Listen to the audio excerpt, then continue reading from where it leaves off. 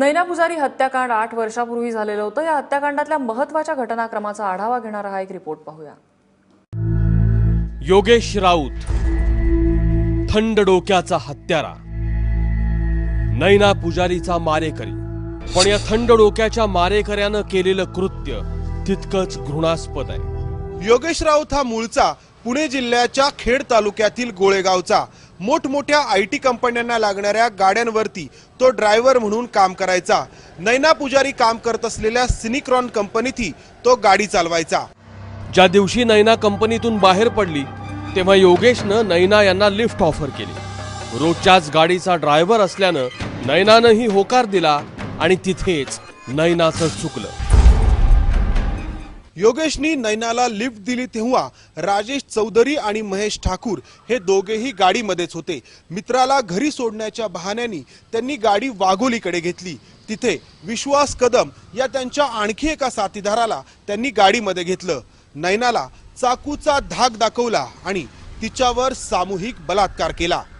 नैना अर्धमेली झालेली असताना या चौघांनीही तिच्याकडचे दागिने हिसकावले, एटीएम कार्ड काढून घेतलं आणि खराड इथल्या एका एटीएम मधून पैसे काढले आणि सर्वात शेवटी गाडीतच तिची गळा आवळून हत्या केली। हत्येनंतर ओळख पटू नये यासाठी योगेशनी दगडाने तिचा चेहरा विद्रूप केला आणि मृतदेह राजगुरुनगर जवळ फेकून दिला। नैनाच्या कुटुंबियांनी ती बेपत्ता झाल्याची तक्रार एरोडा पोलिसांकडे दिली होती।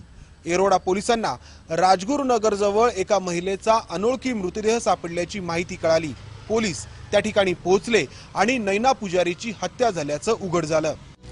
पोलिसांच्या तपासाची चक्र फिरली, ड्रायव्हरच्या झडत्या झाल्या, कॉल डिटेल्स तपासले गेले आणि त्यात योगेश राऊतचं नाव समोर आलं। पोलिसांनी योगेश राऊतसह त्याच्या 3 साथीदारांना अटक केली आणि सुरू झाला नैना पुजारी हत्याकांडाचा खटला।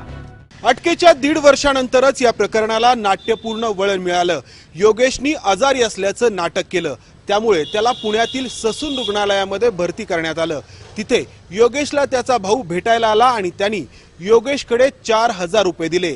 त्याचवेळी योगेशनी लघवीचा बहाणा करून पोलिसांना गुंगारा दिला आणि तो गायब झाला। योगेश हडपसरवरून दौंडला गेला, दौंडहून सुरतला रेल्वेनं पोहोचला, सुरतहून त्यानं दिल्ली गाठली आणि दिल्लीहून त्यानं अमृतसरमध्ये प्रवेश केला। काही दिवस तो एका गुरुद्वारात राहिला, तिथेच त्यांनी सेवक म्हणूनही काम केलं। त्याचबरोबर रवी भल्ला हे नवीन नाव त्यांनी धारण केलं।